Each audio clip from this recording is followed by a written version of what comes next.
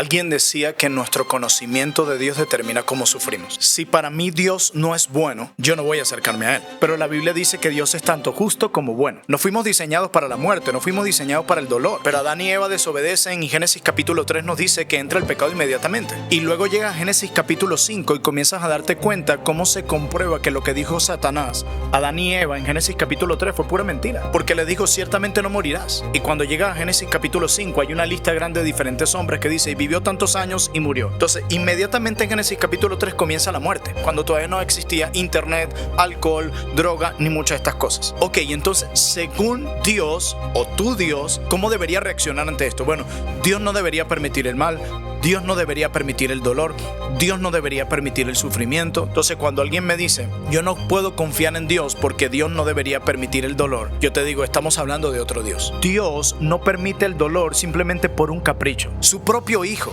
mata a su propio hijo para salvar y perdonar a aquellos que decidieron vivir a las espaldas de su hijo. El mismo Dios que permite la aflicción se convierte en nuestra única esperanza en medio de la aflicción. Esa es la belleza del evangelio.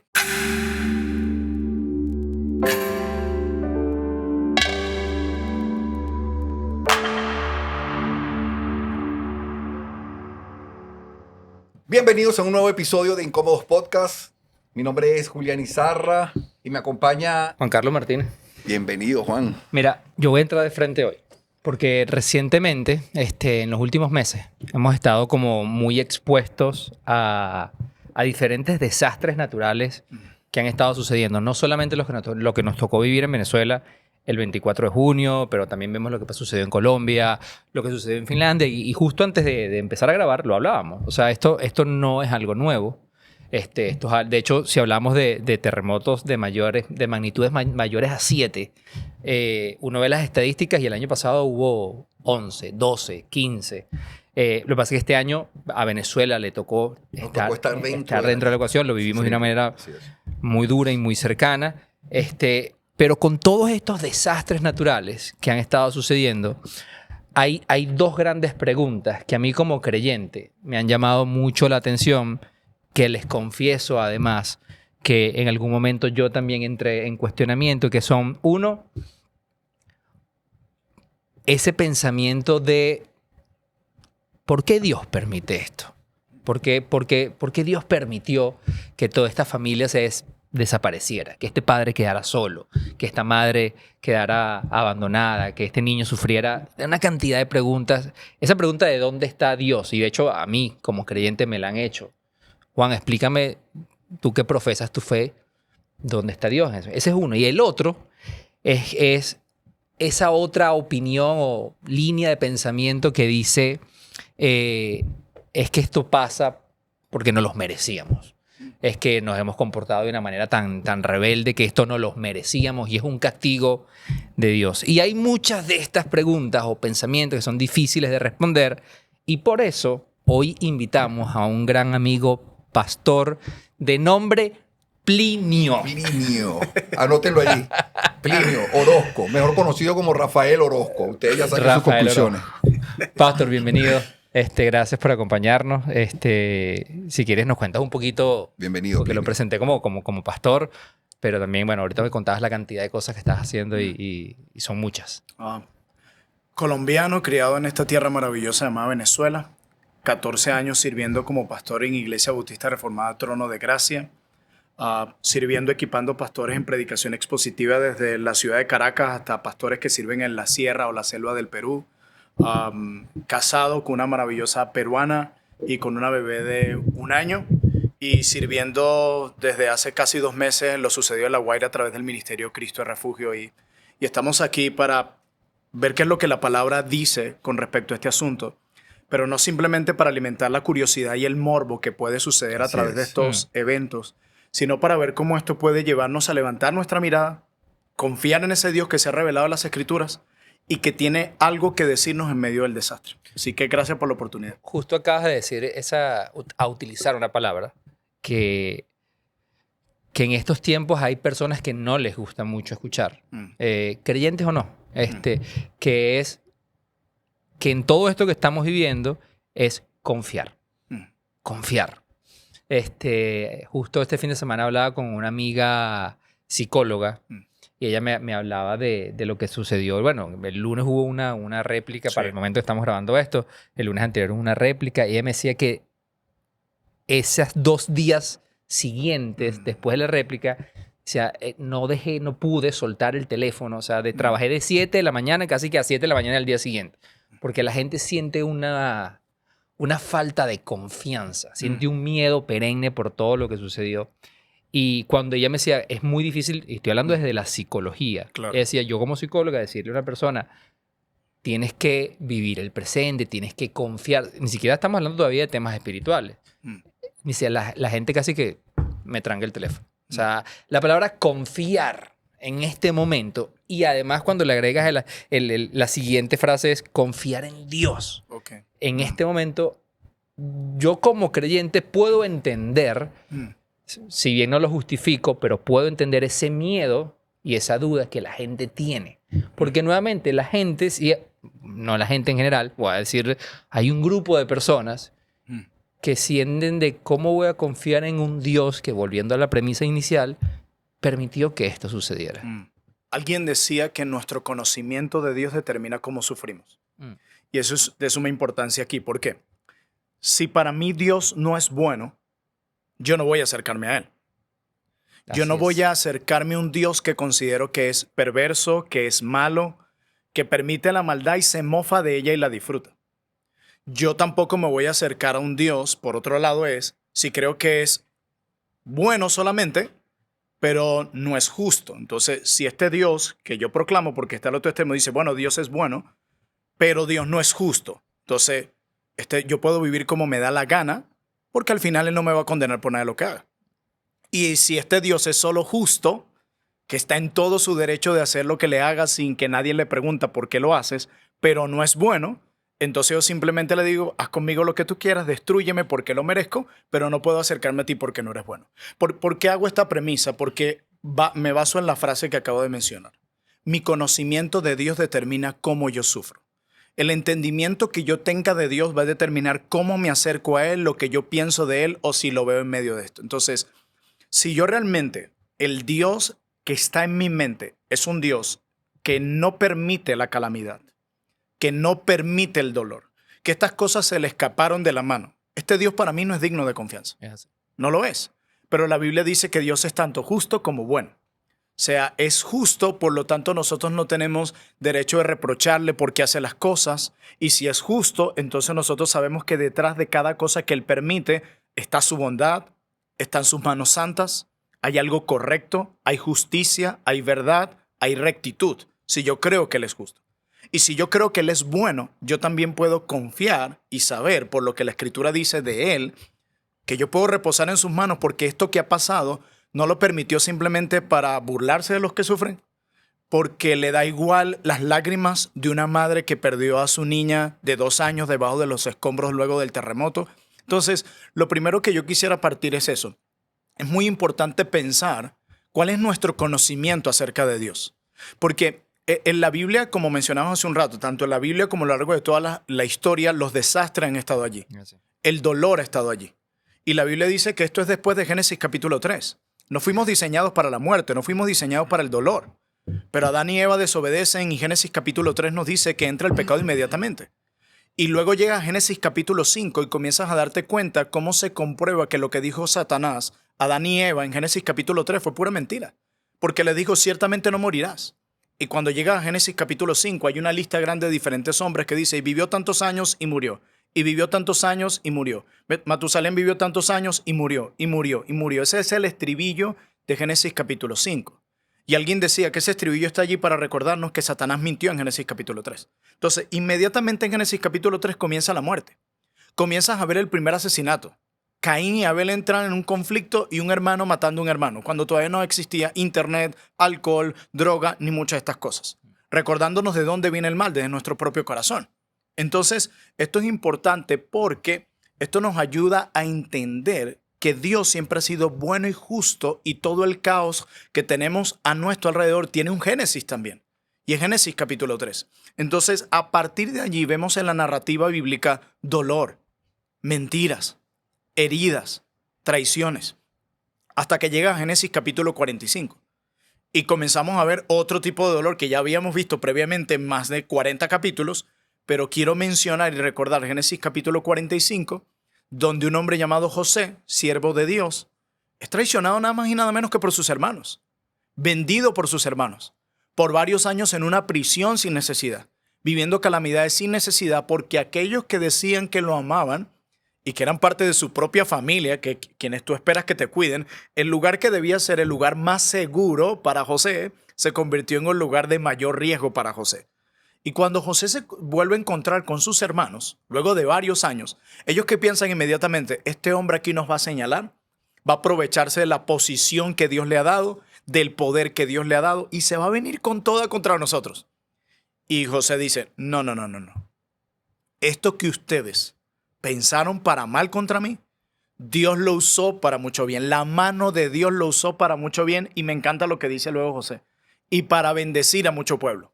Entonces, ¿de dónde surge esta idea de un hombre que experimenta el dolor, experimenta la traición, experimenta el abandono, experimenta la soledad, experimenta las heridas? Y luego, cuando vienen los que le causaron todo el mal, es lo que dice, yo sé que la mano de Dios permitió esto, sin anular el pecado y la responsabilidad de su pecado de los hermanos de José. Porque Dios es soberano sobre todo, pero no es autor del pecado. Entonces, aún en medio de eso, él dice, la mano de Dios permitió esto. Y yo sé, por lo que yo sé de Dios, que esto lo va a usar para bien, tanto para mi alma como para mucho pueblo. Y fue así. ¿Por qué cito esto? Por lo que estamos hablando del principio. Mi conocimiento de Dios determina cómo yo sufro. Y así avanzas en la narrativa bíblica. Llegas de repente a un Jonás y avanzas en la narrativa. Y Jonás sabe que Dios es misericordioso. Pero porque cuando lo envía a Nínive, le dice, tú vas a ir a predicar el evangelio allá. Y dice, yo no voy porque yo sé que tú vas a terminar perdonándonos. Porque yo sé que tú eres misericordioso. Ahora bien, Jonás le faltaba una pieza sobre Dios. Que Dios también es soberano. Que nadie va a frustrar sus planes. Entonces, como decía alguien, o vas por ballena o por tierra, pero vas. Y al final llegó. Entonces, Jonás sabía algo de Dios, su misericordia. Comienza una lucha en su interior porque le faltaba conocer algo de Dios, su soberanía. Y al final termina conociéndolo más adelante. Y así empieza en la narrativa con Job, te encuentras con Job. Y que tienes a Job sufriendo, una historia que hasta para los no creyentes sigue siendo impactante hasta el día de hoy. Y pasa lo que muchos creyentes intentan hacer hoy, que es, vienen los amigos de Job y todos comienzan por casi 40 capítulos a intentar descifrar por qué Job sufre. Y llegas al final del libro de Job. Dios es luego quien hace las preguntas. Se le da a conocer a Job. No hay respuesta de por qué tú sufres. Así que no hay respuesta, pero sí conocimiento. Dios se le da a conocer de una forma a Job que no lo conocía. Y dice, de oídas te había oído, pero ahora mis ojos te ven. Y yo divagaba en aquello que no entendía. Trataba de resolver el asunto, el mismo que estamos hablando en este podcast. ¿Por qué sufrimos? Entonces, ¿a qué voy? El conocimiento que estos hombres tenían de Dios determinaba cómo enfrentaban el sufrimiento.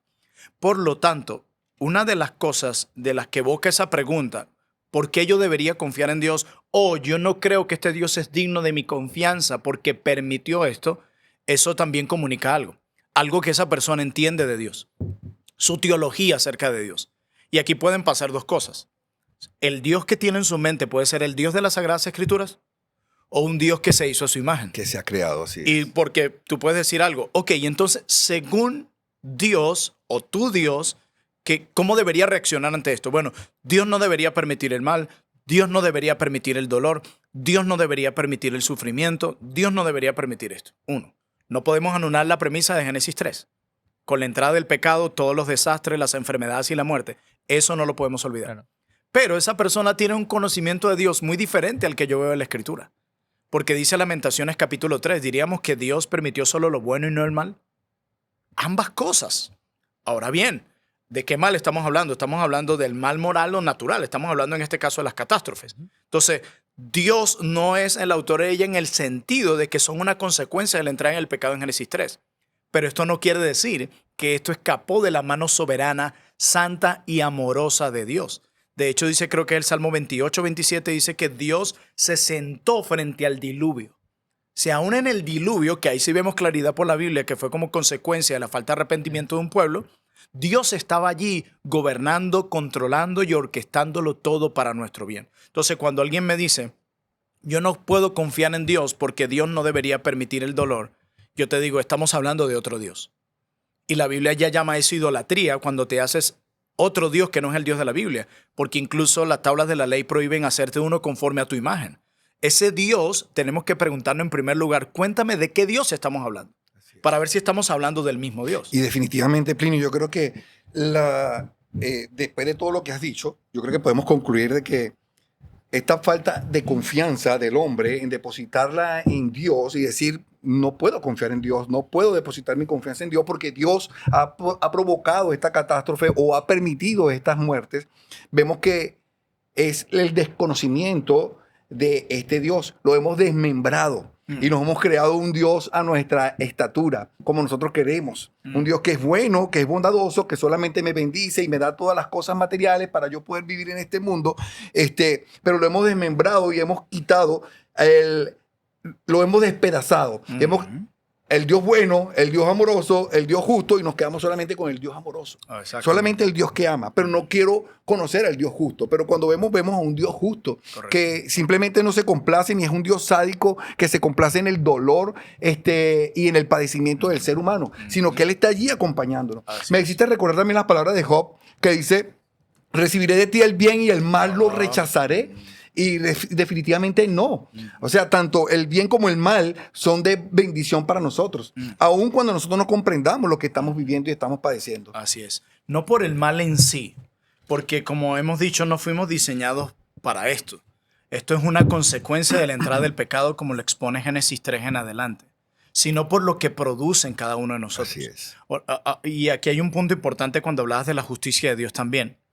La Biblia dice en Efesios capítulo 2, versículo 1 al 10, que todos estamos muertos en nuestros delitos y pecados. Así es. Romanos capítulo 3 dice que todos están destituidos de la gloria de Dios.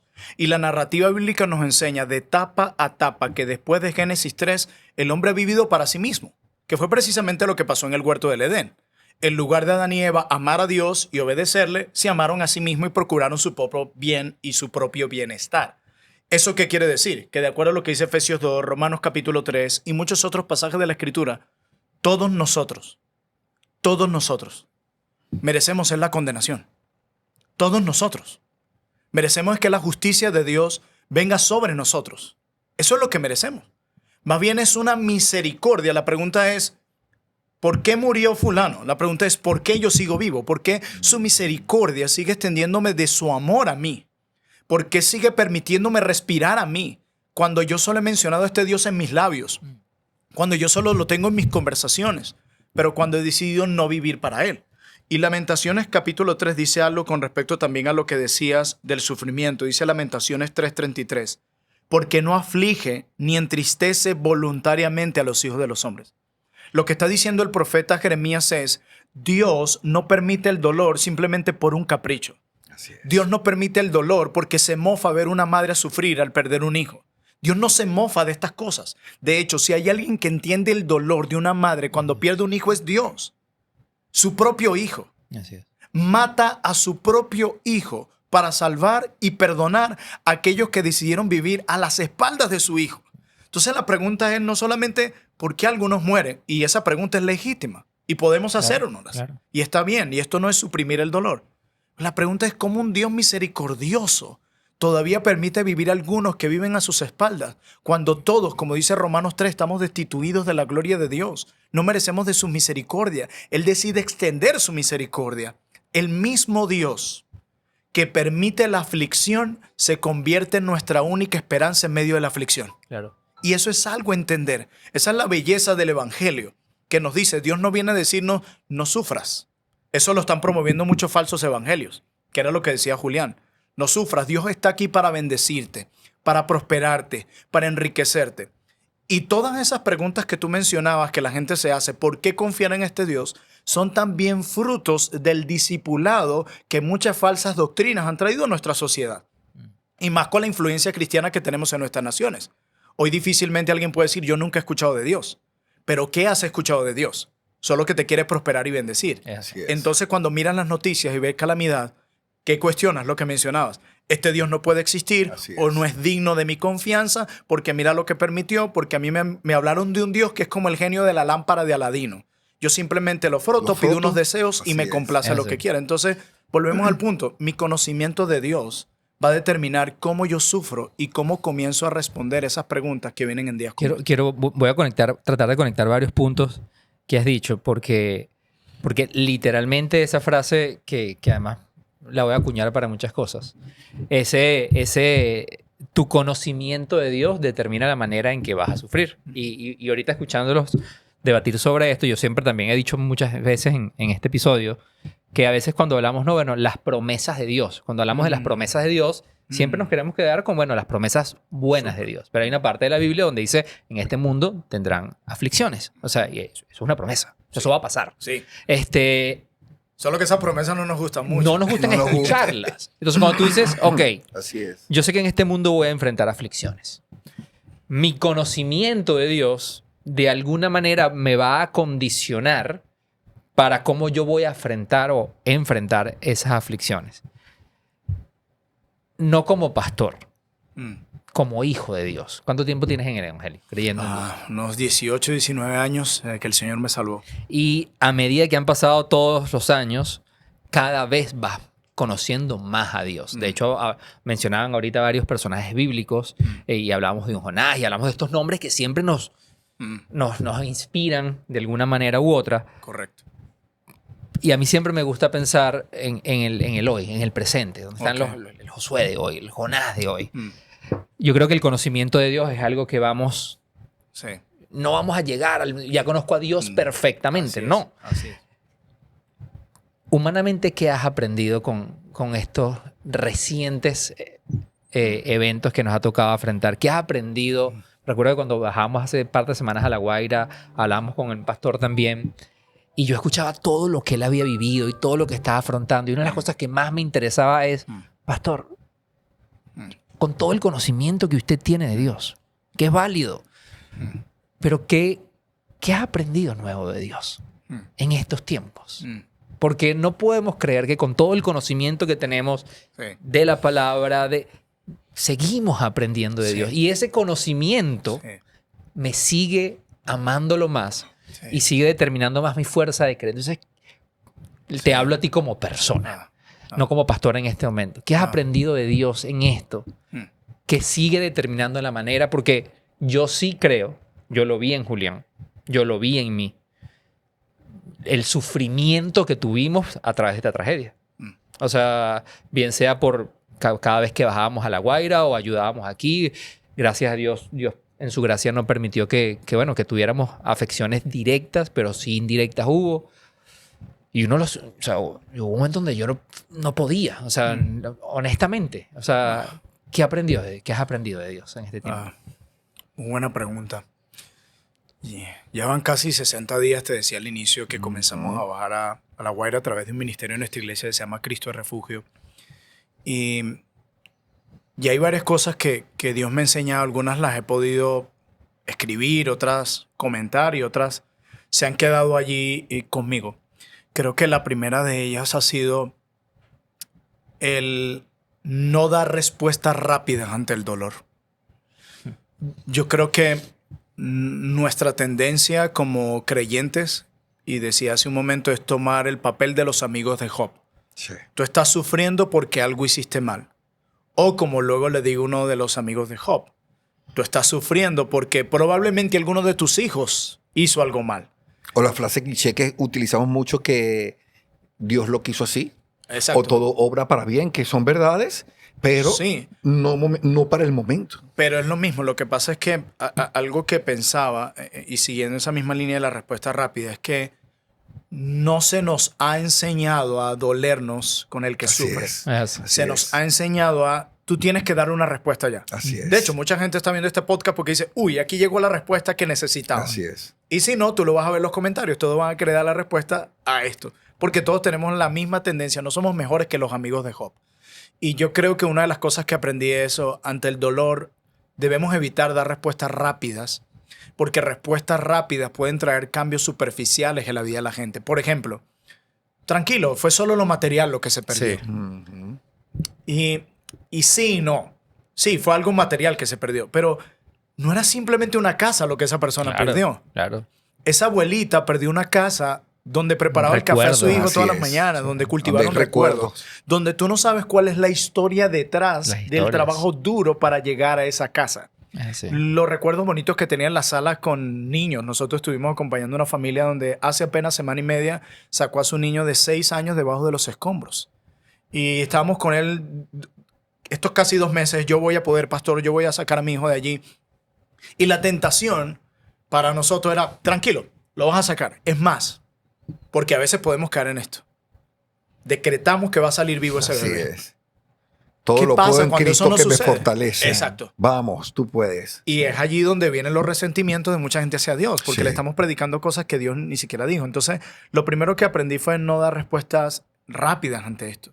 Y esto es algo que vivimos, y lo coloco como un paréntesis. Nuestra nené Maripaz tiene 1 año, pero por 14 años mi esposa Catherine y yo estuvimos buscando a nuestra niña, teníamos serios problemas de infertilidad y cada respuesta, exámenes, operaciones, gasto de dinero, y todo era un no de Dios. Y hubo muchas luchas de mi parte en el camino donde Dios pudo formar más mi carácter, quitarme todas las cosas que tenía en mis manos con las que confiaba y llevarme a reposar completamente en Él. Y ahí Él obró.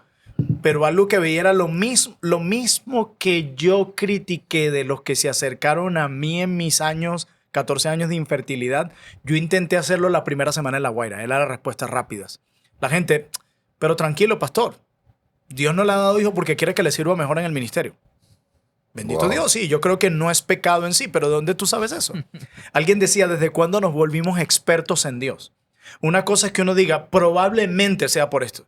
Pero hay gente que te dice, mira, tú estás sufriendo porque, número uno, probablemente tú no has llegado a los 40 y Dios quiere darte hijos después de los 40 para que sea un mayor sacrificio. O 2, o como se le dice al que perdió el bebé, tranquila, mi hermana, tranquila. Dios te va a dar otro. Como Así si es. ese bebé que se perdió no tuvo ninguna importancia. Así es. O le comenzamos a dar valor a una criatura, porque hay muchos bebés que también murieron en La Guaira, le comenzamos a dar valor a la criatura de acuerdo al potencial que haya tenido. Que haya tenido. Así Entonces, un ser humano vale más de acuerdo a los años que vivió y a los logros que adquirió. Bueno, pero ¿cuántos meses tenía? Oye, murió en el vientre, tenía 6 meses de estaba embarazo. pequeño. Wow, estaba pequeñito. Sí. Bueno, menos mal que estaba es. pequeño. Es así. Comienza a tener valor el ser humano de acuerdo al potencial que haya desarrollado. Y eso es un error. Entonces, cuando metes todas esas cosas allí, ves como uno de los errores que cometemos los discípulos de Cristo es dar respuestas superficiales al dolor. Es como si nos da pena decir, hermana mía, yo estoy aquí para llorar contigo, Ajá. no tengo respuestas. Es estar. Nos da vergüenza. Llorar con el que llora. Y creo que ahí se mezcla el orgullo, porque esa idea de que yo tengo que saberlo todo, no hay que saberlo Así todo. es. De hecho, la Escritura dice que hay momentos donde hay que llorar con el que llora. Claro. Simplemente callar. Lo que alguien Estar. llamaba el ministerio de la presencia. Así es. Simplemente estar Solamente ahí. estar. Estoy aquí para ti. Estoy para llorar contigo, para sufrir contigo. Si necesitas, aquí estoy. Y ya, y eso es muy importante. Entonces, eso creo que una de las primeras cosas que aprendí. Y lo segundo es la presencia. Estamos acostumbrados como cristianos. Bueno, vamos a La Guaira. Llevemos 1000 tratados. Te entrego un tratado, Cristo te ama y sigo derecho. O llego, hola, ¿cómo estás? Estamos aquí de la iglesia tal. Vengo a predicarte el evangelio. Y la persona, me imagino, dirá, pero ¿por qué tendría que escucharte si ni Así siquiera es. me has escuchado a mí? Así es. Ni siquiera sabes cómo yo sufro. ¿Cómo vas a conectar ese evangelio y esa promesa si ni siquiera sabes con lo que estoy viviendo? Entonces, fueron varias cosas las que Dios me ha permitido aprender, pero 2 han sido esas principales. No dar respuestas rápidas. A veces se requiere llorar con el que llora. Y 2, aprender que no son productos. Así es. No estamos vendiendo un producto para luego salir y llevarle a mi pastor o a la iglesia. Mira cuántos le prediqué. No estoy ahí primero. Nosotros lo llamamos nuestras 3 vertientes, las Así 3 P. es. Primero, presencia. Mirar a las personas, escucharlas. 2, participar. Si hay una necesidad material, emocional, espiritual que suple, ahí está. Y la tercera P, proclamación. Ahora sí vamos a hablarte del evangelio. Pero primero, presencia y participación. Estar ahí contigo. Porque la tendencia es, toma, Cristo te ama, arrepiéntete y cree, chao, me voy. Entonces Así creo es. que estas 2 cosas han sido 2 cosas que Dios me ha regalado en este tiempo. El sábado pasado fui muy confrontado en esta área, porque tendemos a inmediatamente, como creyentes, fuimos entrenados, pareciera, para esto. Y se nos olvida, no aplicamos el corazón. Somos muy oidores, muy buenos oidores de la palabra, pero muy poco hacedores, cuando tenemos que practicarla verdaderamente. Y llegamos a la OPP 26, que es uno de los sitios en La Guaira donde hubo más catástrofes. Sí. Y conseguimos a una muchacha llamada Ingrid en una carpa. Esta chica está buscando a su mamá y a su hermanito. Y ya han pasado más de 50 días. Y esta chica, su expresión era totalmente fría. No podía transmitir nada, no quería hablar con nadie. Estaba pasando una situación porque tenían que mover su carpa. Ella está al lado del edificio y su carpa está llena de materiales para excavar, para buscar taladros, picos. Y había que moverla y ella, para eso fue un sufrimiento muy grande para ella. Estábamos con un equipo grande y nos pusimos al servicio. Vamos a ayudarte a mudar toda tu carpa y a ubicarte en un lugar. Y comenzamos a... La muchacha hasta ese momento, ella no ha expresado nada, absolutamente nada. No me interesa lo que me vas a decir acerca de Dios. Ya yo he escuchado a muchos que han venido a hablarme de Dios y no me importa escucharte. Comenzamos a ayudarla, le ordenamos su carpa, y llegó un punto donde ella sí, ¡pum!, se quebró. Y fue el momento donde pudimos abrazarla, porque ni siquiera de agarrar y decir, mira, siéntate aquí que te vamos a dar una enseñanza de teología sobre el sufrimiento. No, era simplemente abrazarla y llorar con ella. A mí me tocó estar en ese punto. Y experimenté algo, Plinio, increíble, que es que si hay algo que Dios está haciendo en el creyente es que crezcamos en la compasividad, en la compasión. Que lloremos con el que llora en el momento y llevemos esa carga juntamente con ellos y les acompañemos. Porque si hay algo que creo que la iglesia ha dejado y Dios ha permitido en este tiempo a la iglesia de Venezuela es ser compasiva y practicar la compasividad como Cristo la practicó. A veces el hablar ligeramente y llegar con toda la teología que hemos aprendido en las academias, en los seminarios, no sirve. En ese momento no sirve, sino simplemente abrazar, estar allí presente, escuchar a esa persona en su dolor y luego, bueno, habrá la oportunidad para presentar el evangelio a esa persona que sabemos que lo necesita, pero que no es el momento indicado en llegar de una forma agresiva, porque a veces hasta es una forma violenta, por cumplir la meta de que salimos a evangelizar en La Guaira, vamos a hacerle check-in porque es que cumplimos realmente con la tarea. Y tenemos la lista de evangelizamos a 10,000, a 1,000 personas y parece que eso aumenta nuestro ego y fortalece nuestra autoestima evangélica, pero realmente no estamos haciendo la obra correcta. Yo los llamo bots evangelistas, porque al final lo que hacen es que están diseñados para cumplir un propósito y es un número. Yo tengo que evangelizar la mayor cantidad de personas, pero en verdad no me tomé el tiempo para conectar con esas personas. Pero entendiendo ese punto, quiero incomodarlos con una reflexión que además me pasó, ya que estamos hablando de experiencias recientes, y me di cuenta de un error que estaba cometiendo. Yo creo que independientemente del acercamiento que cada quien haya tenido ayudando, que bueno, todos sabemos que cada quien ayudó y sigue ayudando desde donde puede. Pero a mí lo que me pasó es que después de adentrarme en diferentes niveles, decidí como quedarme, quiero trabajar, nuevamente hablando de esta cercanía, quiero trabajar con estas 2, 3 personas. Ok. Y hay una persona que ahorita no voy a mencionar, pero estábamos en estos días hablando con él.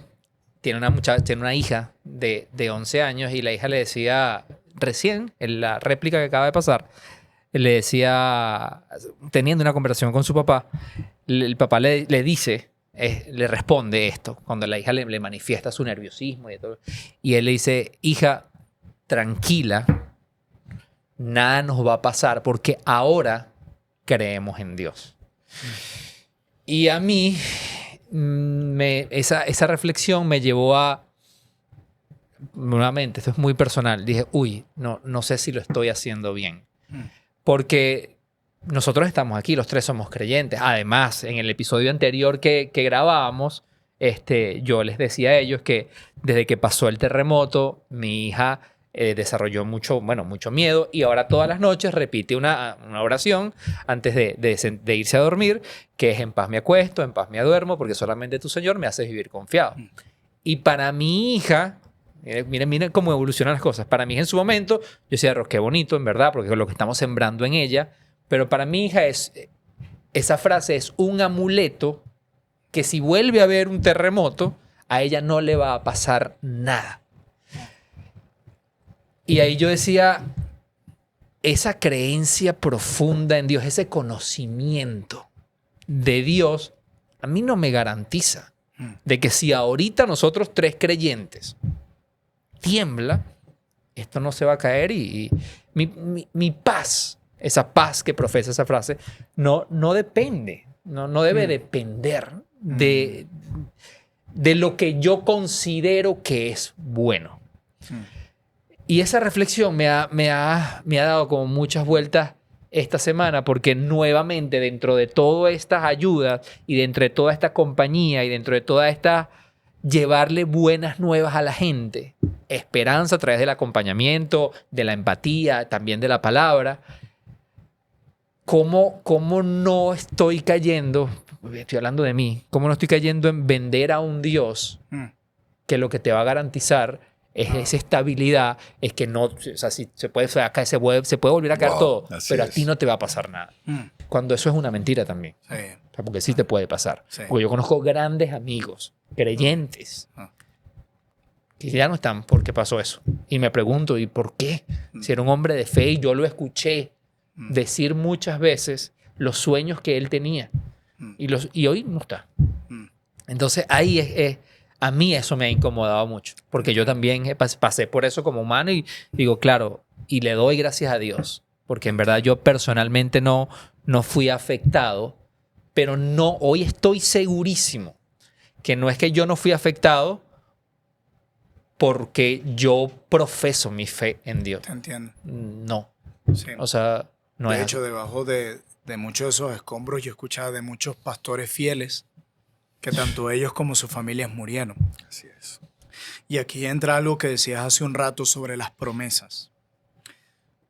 La gente tiende a pensar y mirar la Biblia, bueno, las promesas. Si Dios prometió que sus hijos no mendigarían pan porque hay hermanos en mi iglesia que no tienen nada que comer, ¿por qué tenemos que estar ayudándoles como iglesia si ahí está la promesa de Dios? Bueno, lo primero aquí volvemos al tema teológico, porque aún en medio de lo que está pasando allá, precisamente la teología tiene que pasar de la mente al corazón. La teología no podemos sacarla de un lado porque si no, ¿en qué se van a sostener esos abrazos y esas lágrimas? Entonces, algo teológico aquí importante con respecto a las promesas es entender algo. Cuando nosotros vemos el desarrollo de las promesas en la Escritura, nosotros comenzamos a ver a los siervos de Dios, tanto en los salmos como en los profetas, preguntándose, Dios, ¿por qué permites esto? Señor, ¿por qué los impíos prosperan y nosotros nos va mal? Sí. Dios, si tú dijiste tal cosa, ¿por qué nosotros no hemos prosperado? ¿Por qué ha muerto mi hijo? ¿Por qué pasa esto? Así es. Cuando tú analizas la teología bíblica, el desarrollo de toda la teología de la bíblica, tú te das cuenta que Dios nunca prometió el cumplimiento de todas esas promesas con respecto a bendiciones materiales en esta tierra. ¿Cómo te lo puedo demostrar? Porque mis palabras no sirven de nada si no podemos probarlo con la Biblia. Hay muchos pasajes, pero uno de ellos es Hebreos capítulo 11. Uno de los pasajes que a todos los cristianos nos encanta y que muchas iglesias nos los piden memorizar. Dicen fe. Que todos esos hombres, comenzando desde Abraham y muchos de ellos, miraban las promesas de lejos. Dice, y saludándolo de lejos. Ajá, así es, saludándolo de lejos. Y tú te preguntas, ¿por qué si Dios prometió a sus hijos que todas las bendiciones materiales que les prometió la iban a recibir en esta tierra, por qué estos hombres que están en esa lista de Hebreos 11, que algunos le llaman el Salón de la Fama de la Fe, los grandes hombres de la fe, ¿por qué hacen eso? Porque ellos entendían que Dios nunca dijo que todas esas bendiciones materiales las recibirían en esta tierra. Ahora bien, muchos de ellos es legítimo que se hicieran esas preguntas y confiaran así porque están antes de la cruz. Nosotros estamos después de la cruz y tenemos una teología más clara, profunda y robusta a la que nuestros hermanos tuvieron. No que no la tuvieron, pero la miraban hacia adelante, nosotros podemos mirar hacia atrás. Entonces, ahora nosotros entendemos que toda bendición material que Dios ha prometido a sus hijos, Él ha determinado que los nuevos cielos y la nueva tierra ahí la recibirán. Entonces, cuando yo apelo una promesa y se la doy a alguien, en especial una material, porque casi todas estas están en el contexto de tipo material, sin entender ese tipo de interpretación, de análisis de cómo está compuesta toda la Biblia, puedo terminar prometiendo algo que Dios nunca prometió. Eso por allí. Segundo, hay algo importante también. Hay otras promesas como las que mencionaba hace un rato. Nuestro sufrimiento, nuestro pesar. ¿Cómo describe la Biblia a Jesús en Isaías 53? Lo describe como el varón de dolores. Y en primera de Pedro, la primera carta de Pedro, Pedro habla una y otra vez, una iglesia que está atravesando diversas pruebas, diversas situaciones, diversos sufrimientos, les dice claramente que este sufrimiento lo que hace es que ustedes se identifiquen al mismo tiempo con los sufrimientos de Cristo. Y luego Jesús en los evangelios también le dice a sus discípulos que van a sufrir porque el siervo no es mayor a su Señor. Entonces, cuando tú unes todo eso, la interpretación teológica de las promesas de Génesis y Apocalipsis, las promesas que Cristo habló de los sufrimientos, la propia identidad de Cristo, el varón de dolores, los propios sufrimientos de las iglesias a las que se le escribe el Nuevo Testamento, lo que los apóstoles dijeron que nos teníamos que identificar con su dolor, tú llegas a una conclusión. ¿Por qué yo ando prometiendo una vida sin ningún tipo de dolor a aquellos que son los discípulos de Cristo? ¿Por qué nos pareceríamos a Cristo en que no tiene donde recostar su cabeza, aunque se sienta con los pecadores, pero en el dolor no lo queremos? Nosotros queremos gloria sin cruz. Entonces es muy importante recordar, porque si no somos claros con esto, vamos a tener una gran comunidad de personas en nuestro país y otro odiando a Dios porque les vendimos un Dios diferente al de la Biblia. Y es lo mismo que pasa con el evangelismo. Vendemos a Jesús como un producto. Creen en Jesús porque Él salva. Creen en Jesús porque Él perdona. Creen en Jesús porque Él reconcilia a pecadores con Dios. Y eso es verdad. Pero, ¿y si no fuera así? Entonces Jesús ya no es digno de mi adoración o de mi obediencia. No. Así es. Creen en Jesús porque Él es digno. Él es el Dios hecho hombre que se encarnó para tomar tu lugar en la cruz. Para vivir la vida que tú no podías vivir. Para tomar la muerte que tú merecías. Y para resucitar al tercer día contando con la aprobación del Padre de esa obra a tu favor. Eso es lo que debe hacer. Entonces, por eso cuando evangelizamos no es simplemente ofrecer los servicios de Jesús, que son poderosos, sobrenaturales y nadie los puede llevar a cabo, solamente Él. No, debemos hablar de una persona que es Jesús. Él es digno porque Él es Dios hecho hombre, porque Él es el Hijo de Dios, en quien el Padre encuentra su complacencia. Así es. Entonces, las promesas deben ser ubicadas en una interpretación teológica coherente, clara. Recordar esto es muy importante porque el mismo apóstol Pedro nos dice en 2 Corintios 1, dice que fue afligido hasta la muerte, hambre, hambruna, desastre, naufragio. Y me encanta cómo termina Pablo, y termina diciendo, para que no confiásemos en nosotros mismos. Si se pudiera decir a alguien que ha hecho un trabajo misionero que se registra en el Nuevo Testamento era Pablo. Alguien fiel, Pablo. Que estuvo dispuesto a dar su vida por Cristo, Pablo. Y si hay alguien que sufrió después de Cristo, era Pablo, Pedro. Si no puedes leer el libro de los mártires en los primeros siglos, entonces ¿qué pasó con esos cristianos? ¿Dios no los amaba? ¿Estaban en pecados? ¿Le faltaba fe, como se dice hoy? ¿Tú sigues sufriendo porque te falta fe? ¿Qué hacemos con todo el dolor que impregna las páginas del Antiguo y del Nuevo Testamento? ¿Qué hacemos con el dolor de Jesús? ¿Había alguien más justo que Él? No. Entonces yo creo que hay que poner las promesas en su lugar. Y las promesas que nosotros sí podemos darle a la gente y que la Biblia sí dice que se van a dar todas aquí y ahora, son como las que el Señor le dice al salmista en el Salmo 121. Cuando dice, ¿de dónde vendrá mi socorro? Mi socorro viene de Jehová. Y luego dice, guardará mi alma. Guardará mi alma. Esa promesa nadie te la puede quitar. O sea, tú y yo vamos a llegar al cielo con toda la ropa quemada, rota, rajuño, herida, puñalada de este mundo. Pero con un alma sana y salva. Porque hemos sustituido el alma, la palabra alma, por cuerpo, por lo material. Y pensamos que Dios está en la obligación de proteger nuestro cuerpo más que nuestra alma. Así y es. fíjate, y también hemos hecho de esto un amuleto, que estabas hablando de amuleto, Juan. Y es que esta oración salvadora. He visto muchas personas llegando a La Guaira y a lugares de catástrofe simplemente para que las personas repiten conmigo. Y le vendemos a las personas una oración salvadora como un amuleto y dice, ya yo hice la oración y ya yo soy creyente, estoy guardado en Dios y a mí nada me va a pasar. Y esto está pasando muchísimo. Personas que dicen, mira, no me va a pasar nada, estoy seguro en Dios porque ya yo hice esta oración, pero sigo viviendo mi vida lejos de la verdad de Dios, lejos de la voluntad de Dios. Sigo llevando mi vida normal y no hay una transformación en mí, no hay transformación alguna. ¿Pero por qué? Porque vendimos a un Dios a través de un cupón, que si tú agarras este cupón y lo tomas y lo pones en práctica, entonces tú automáticamente vas a estar seguro en el Señor. Y es más fácil un evangelismo así. Es mucho más fácil. Es más fácil sentarme contigo y repite esta oración que sentarme contigo y probarte con la Biblia que estamos en pecado. Así es. Que necesitamos a Dios. Por eso Jesús dice que viene no para aquellos que se creen justos, sino para aquellos que ven su necesidad de médico, que reconocen su pecado, su bancarrota espiritual. Y hay algo que dice con respecto a mi cuerpo. Yo creo que Dios, en su providencia divina, puede en momentos prosperarnos materialmente. Puede cuidar nuestros cuerpos de un accidente, puede librar nuestras vidas, Totalmente. puede sanar a alguien de un cáncer. No estamos poniendo en duda eso. El problema es cuando lo ponemos en un absoluto. Todo el que es creyente va a ser sanado. Es así. Todo el que es creyente va a ser librado de esto. No, en su gracia, en su misericordia, en su soberanía. Sí, claro. Él decide muchas veces levantar a otro y sanarlo y hacerlo. Porque hay algo importante también. Dios le importa nuestra alma y nuestro cuerpo también. Claro. Por eso Cristo no resucita solo espiritualmente, sino en un cuerpo. Y promete también darnos cuerpos glorificados, como Pablo lo expresa en 1 Corintios capítulo 15. Pero ahora bien, el problema está en cuanto nos vamos más bien al otro extremo.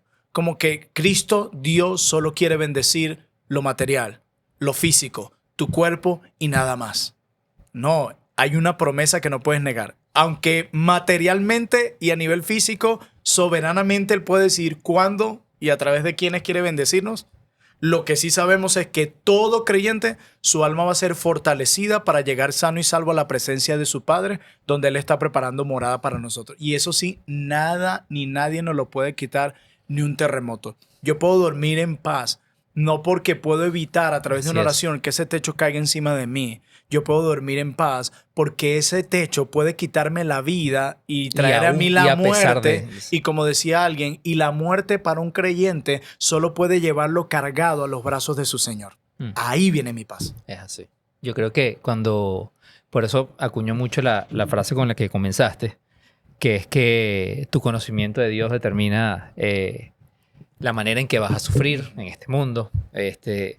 Y cuando hablabas de estas dos características de que Dios es bueno y Dios es justo, a veces para una persona creyente o no, le puede sonar complejo cómo esas dos características viven y conviven entre ellas. Y ahorita que te escuchaba hablar del tema del tema de la cruz, del tema de la resurrección, que a veces son temas complejos y son los más cuestionados. Sí. Yo en estos días, y mientras te escuchaba, se me vino a la cabeza una historia que escuché y la voy a citar porque no es mía, es de un podcast que me gusta mucho y en estos días lo estaba escuchando y invitaron a una persona. Le decía, pero mira, de una manera muy sencilla, para personas que no creen. ¿Cómo tú le explicarías todo este tema de la resurrección, de quién es Dios? Y él decía, mira, no voy a utilizar una historia bíblica. Voy a utilizar una analogía, una historia. Y echaba esta historia. O sea, imagina, existía un reino y en ese reino había un rey. Ese rey era conocido por ser un rey justo.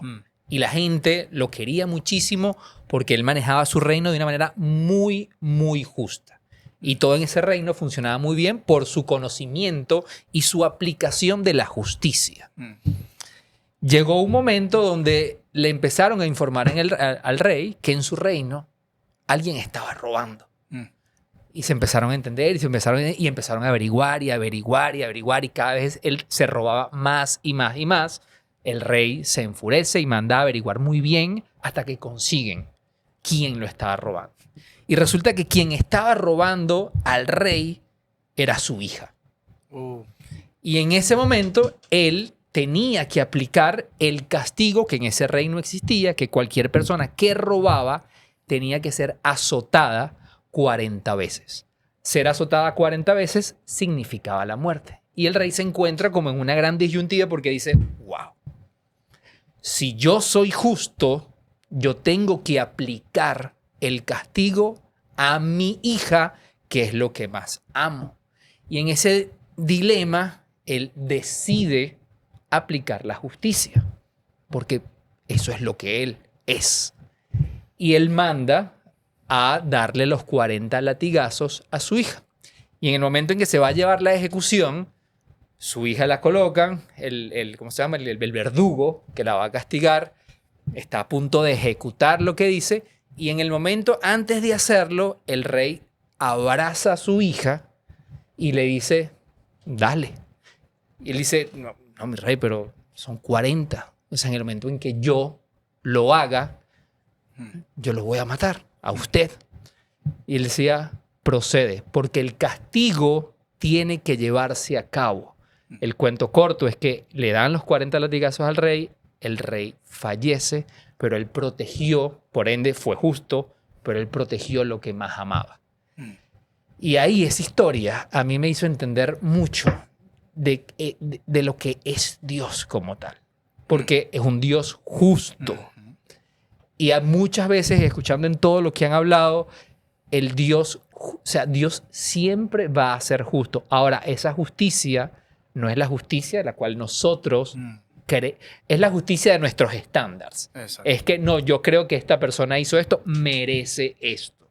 Que yo creo que es un poco lo que nos está pasando ahorita como sociedad. Pero al mismo tiempo, esa justicia viene acompañada de una bondad que nuevamente no es una bondad, que satisface nuestros estándares tampoco.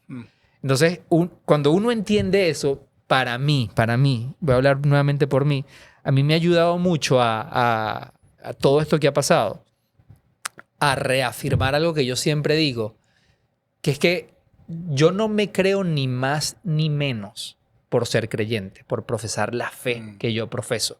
Hay gente que dice, bueno, pero es que tú eres cristiano, entonces tú, no, yo no, al contrario, para mí el ser cristiano es una evidencia de muchas de mis debilidades y mis defectos, y por eso necesito a Dios.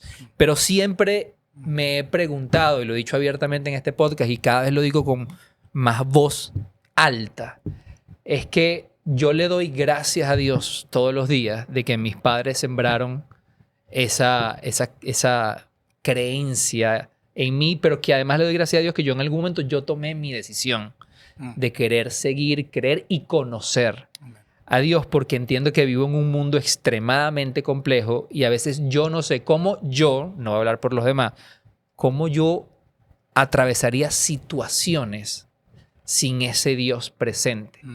Porque sé y entiendo con todas mis fuerzas que yo no tengo la capacidad de hoy brindarle a mi hija que tiene miedo de que un terremoto vuelva a suceder.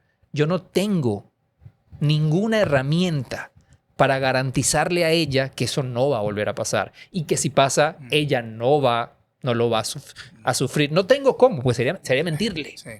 Pero sí tengo cómo sembrarle una esperanza que va mucho más allá de lo que conocemos como nuestros estándares de estar tranquilos. Así es. Yo pensaba en la historia que dices y el Evangelio le pone una fuerza y un peso a ilustraciones como esa, analogías como esa, porque este rey muere por su hija que era culpable.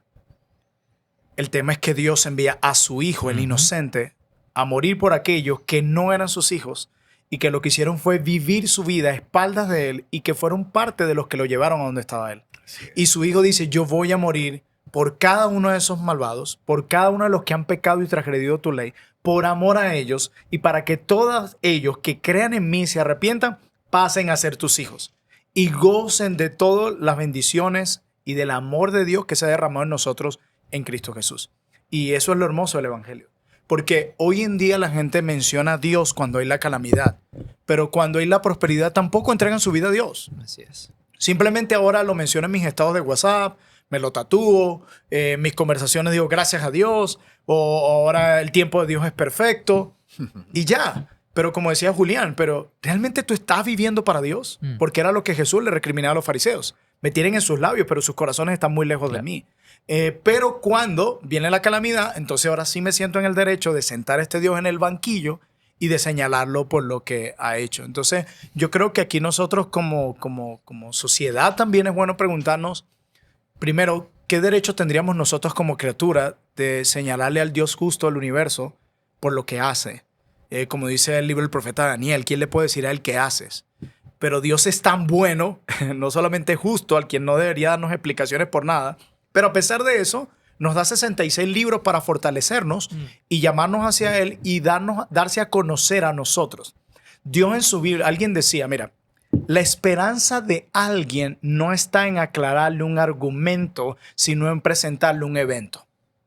Nosotros creemos que yo voy a tener mayor esperanza si tú me respondes las 100 preguntas de por qué sufrimos. Y tienes la respuesta, listo. Yo quiero saber por qué me dio cáncer, listo, las tienes. ¿Te ayudó más? Claro. ¿Te ayudó a sanar? ¿Te fortaleciste? Pero lo que yo sí he visto en la Biblia, en mi vida y en la vida de muchos, que cuando Dios se da a conocer a nosotros en medio del dolor, todo cambia. Porque cuando el dolor toca nuestra puerta, todo a nuestro alrededor se desploma. Casas en las que la gente invirtió miles de dólares, en tremendas ubicaciones en La Guaira, Sí. con todos los accesorios posibles. Y se fue de la nada. Esto es un recordatorio de nuestra debilidad y nuestra fragilidad y que ninguna de estas cosas fueron diseñadas para darnos una esperanza permanente. Y esto me recuerda a las palabras de Jesús en los evangelios, cuando él dice que mi paz os dejo y mi paz os doy. Eso sí, yo no la doy como el mundo la da. ¿Cómo da la paz el mundo? Con seguros médicos, presencia policial en todos lados. Cuentas de bancos. Cuentas de banco, estabilidad económica, ahora puedo hacer transacciones internacionales, con un apartamento bonito frente a la playa. Pero Jesús dice, esas cosas no son malas en sí mismas. No venimos aquí Es a ponerle así. una X a Es todo. así. No. Pero Jesús dice, pero yo no la doy como el mundo la da. Porque la paz que yo prometo no la puede derrumbar un terremoto.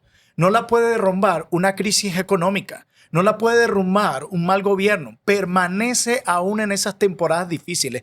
Esa es la paz que yo te ofrezco. Así es. Y situaciones como las que estamos viviendo deberían llevarnos a decirnos, ya va. Este como que no es el mundo ni las cosas donde Dios nos ha llamado a poner nuestra esperanza. De verdad como que sí somos frágiles como nos dijeron.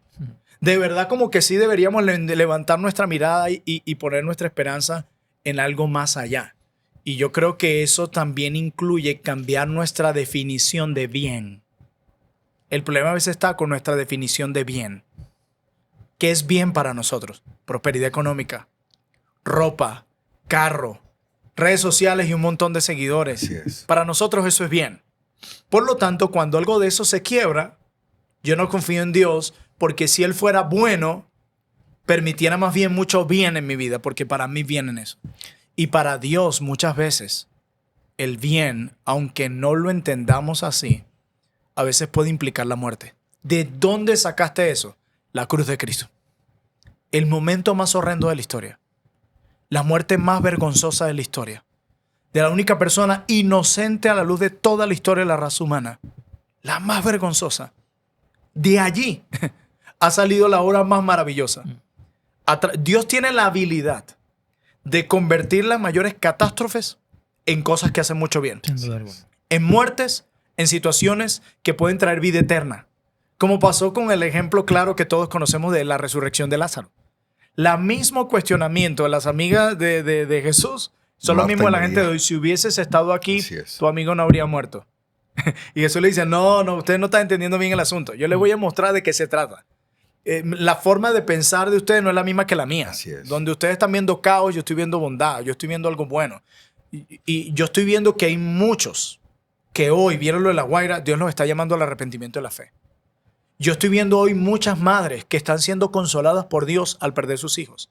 Es interesante, mis hermanos, y ustedes han estado allá. Tú vas allá y yo todavía no me he encontrado con el primero reprochando a Dios y hemos atendido a Así cientos de es. personas. Así es. Esto ha servido para que muchos abran los ojos. Sí, va a haber el que se va a endurecer como Faraón, que con todas las 10 plagas no se volvió a Dios. Pero va a haber otros que, como decía Lewis, van a entender que el dolor muchas veces es el megáfono que Dios usa para llamar a los hombres, Así es. para llamarlos al arrepentimiento y a la fe. Y aquí viene algo que me llama mucho la atención en Lucas capítulo 13. Sí. La torre de Siloé. Ajá. En Lucas capítulo 13 se cae la torre de Siloé y todos comienzan a cuestionar, mira, ¿pecaron estos? Así ¿Qué es. pecados tan graves hicieron aquellos? ¿vale? Son mayores que los de ustedes. Son mayores que los de ustedes. Y Jesús, en lugar de responder por qué esa torre cayó sobre esas personas, que es lo que todos queremos, que nos digan por qué se cayó ese edificio, que nos den la Así respuesta es. del millón. Jesús, en lugar de hablar sobre los que murieron, le hace un llamado a los que vivieron. Y le dice, ustedes más bien deberían arrepentirse. Eso es lo que deben hacer, arrepentirse. Es lo que Jesús les dice a cada uno de ellos. Y creo que eso es algo importante para cada uno de nosotros, los que quedamos vivos, los que Dios extendió su misericordia y estamos cargando hoy a nuestros hijos y a nuestras familias y que lloramos por todos aquellos que murieron en este doble terremoto. Jesús nos está diciendo, mi mensaje es para ti, que tienes vida aún. Mi mensaje es para ti, que te mantienes en pie. Mi mensaje es para ti, que las paredes de tu casa siguen firmes. Mi mensaje es para ti. ¿Piensas seguir viviendo como vivías a mis espaldas a pesar de todo lo que estás viviendo? Así es. En lugar de preguntarte qué pasó con aquellos, yo quisiera saber qué va a pasar contigo cuando Dios está trayendo el caos para llamarte al arrepentimiento en una tierra que dice Romanos capítulo 8 que gime esperando su liberación. Por eso es que Dios también promete cielos nuevos y tierra nueva. Dios es tan bueno que no pretende dejarnos con todo el caos. Él dice, no, pero es que ¿para qué yo entré a este mundo? ¿Por qué yo entré en el dolor? Dios no vio el dolor de lejos como que, ay, vale. El reino de los como a veces cielos nos se ha pasa. acercado a La vosotros. Guaira nos necesita, pero no estamos aportando. Y aunque no todos tenemos que hacer lo mismo, no todos tenemos que estar allá abajo. Todos Así podemos es. hacer algo desde el punto donde Dios nos colocó. Pero Dios no mira el caos de lejos. Dice, hijo, vas a entrar en medio del caos. Dios sigue siendo bueno siempre. Yo recuerdo una hermana que nos alentaba a mí y a mi esposa cuando estábamos pasando por el proceso de infertilidad. Ella dice que había invertido por años, recogido dinero por años para tener una escuela donde pudiera dar clases de inglés. Recoge todo el dinero que le tomó varios años. Monta su escuela de inglés. Estaba prosperando de una forma maravillosa y una mañana le dicen que todo se quemó. Cuando ella llega y ve todo el desastre, ella lo que hace es llorar. Y con su dedo, en medio de todas las cenizas que había en la pared, ella escribió, Dios sigue siendo bueno antes de la prueba, durante la prueba y después de la prueba. Así es. Y eso es algo que no podemos olvidar, aunque no lo entendamos. Por eso es por fe y no por vista. Y para concluir y cerrar, que llegamos al final del episodio y primero agradecimiento al pastor Plinio Orozco por toda la exposición, los ejemplos, por abrir tu corazón, porque muchas veces nos vemos detrás de micrófonos, detrás de pantallas y hay gente humana que nos hacemos vulnerables, que estamos siendo compasivos y misericordiosos y mostrando ese amor y esa compasión por los que se están doliendo, ¿sí? Y hemos padecido también detrás de todo esto al ver el sufrimiento de otras personas. Gracias por venir, gracias por aceptar nuestra invitación, gracias por esta conversa, igual Juan Carlos. Y quiero concluir y cerrar con este salmo que ha sido de ancla, creo que para tu iglesia, para mí ha sido una gran bendición y para el movimiento, el ministerio que el Señor les ha dado a ustedes en este tiempo. Cristo es refugio, Amén. Tienen página web ya, Sí. Visítenlo, Cristo es refugio.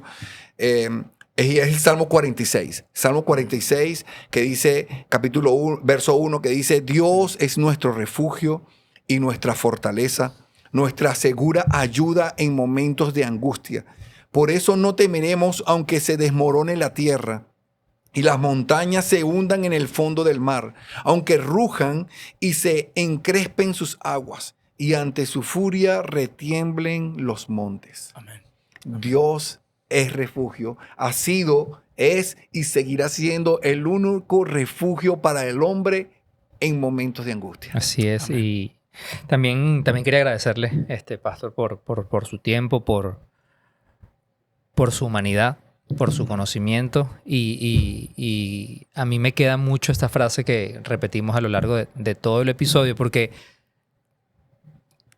para conectar todo lo que hablamos, yo hay una frase que en el mundo, en el mundo profesional donde me desarrollo, siempre he dicho, quien me conoce en el mundo profesional, yo siempre he dicho que los liderazgos no se imponen, los liderazgos se construyen. O sea, tú no pones un líder y dices, él es el jefe y ya. No, porque ese jefe impuesto, yo no voy a confiar en él. Ese liderazgo se va construyendo en el tiempo. ¿Por qué digo esto? Porque hace rato ustedes hablaban de una frase que es y eso nos va a llevar a otro episodio. El próximo episodio vamos a profundizar sobre esto, que es el tema de que con todo esto que ha pasado, ahora va a haber mucha gente que dice, ya lo venimos viviendo por antes incluso de todos estos desastres, de este auge de cristianos, del cristianismo que se habla. De hecho, personas que no son creyentes y me rodean constantemente, dicen es que el cristianismo está de moda, los cristianos están de moda. Y esa diferencia de creer en Dios a obedecer a Dios es muy diferente. Y tú a un líder, realmente, cuando es un liderazgo ganado, tú a ese líder obedeces. Pero obedeces porque en el tiempo y en la experiencia él te ha demostrado por qué debes confiar y obedecer las instrucciones que él te da. Y todo esto para mí cierra en esa invitación que siempre hacemos en este podcast. Porque este podcast no está pensado para que sea visto por millones de personas. Y eso pasa buenísimo. Amén. Sino siempre decimos, si hay una persona que nos escucha y recibe esa invitación de conocer a Dios, yo creo que ya el trabajo se ha hecho. En el conocimiento de Dios, en esa decisión que yo tomé en algún momento, que tú tomaste en algún momento, que usted tomó en algún momento. Mira, te tiré para la calle. Que cada quien toma en algún momento de manera individual. Yo decido Así. no creer, decido conocer a Dios. Porque si yo hoy quiero conocer de cualquier tema, realmente quiero conocer, debo dedicarle tiempo, esfuerzo y compromiso. Amén. Lo que yo sí puedo poner yo, Juan Carlos, las manos sobre el fuego, es que si tú te comprometes a conocer a Dios, esa obediencia va a venir por consecuencia. Porque en esa compañía, en ese conocimiento de Dios, es donde realmente vas a querer obedecer. Y vas a poder decir, yo no es que creo en Dios, yo obedezco a Dios. Y de ahí viene mucha paz. Gracias por la invitación. Gracias Plinio, por el tiempo. tus palabras a las personas que nos oyen para cerrar, y con esto nos despedimos. Partiendo de lo que decía mi hermano aquí, que podamos conocerlo de una manera personal y no meramente intelectual. Dios nos invita en Cristo a tener una relación con Él por medio del arrepentimiento y la fe. Segundo, no tenemos por qué anular el dolor. A Dios no le incomoda nuestro dolor ni le molestan nuestras lágrimas. Y tres, yo creo que Dios nos salvó para reconciliarnos con Dios, para alabanza de su gloria, para que su gracia sea exaltada, pero también porque sabía el dolor que algún día íbamos a experimentar. Y Él dice, te voy a salvar para mi gloria. Te voy a salvar para reconciliarte con mi Padre, para perdonar tus pecados, para darte vida eterna, pero también para que cuando llegue ese dolor a tu vida, tú puedas caminar junto a mí. Yo quiero decirle a los que nos escuchan es que Dios quiere caminar con nosotros en nuestro dolor. Dios quiere caminar con nosotros en nuestro dolor. No tenemos por qué caminar solos. Bueno, señores, hemos llegado al final de este episodio. Sin más que agregar. Bye, bye.